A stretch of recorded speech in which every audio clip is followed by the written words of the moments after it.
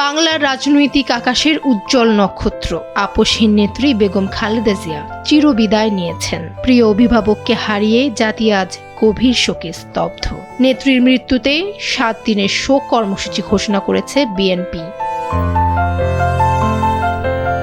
আজ মঙ্গলবার থেকে আগামী 1 সপ্তাহ দলটির সব কার্যালয়ে কালো পতাকা উত্তোলন করা হবে। এ সময় কালো ব্যাজ ধারণ করবেন দলের নেতাকর্মীরা।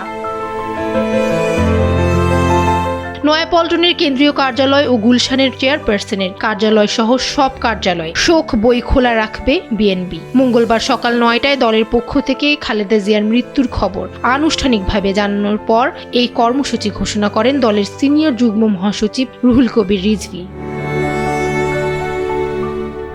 কর্মসূচি ঘোষণার আগে বিএনপির মহাসচিব মির্জা ফখরুল ইসলাম আলমগীর বলেন, এগুলো প্রাথমিকভাবে নেওয়া কর্মসূচি, পরবর্তীতে আরও কর্মসূচি ঘোষণা করা হবে। ডেস্ক রিপোর্ট, সময়ের আলো।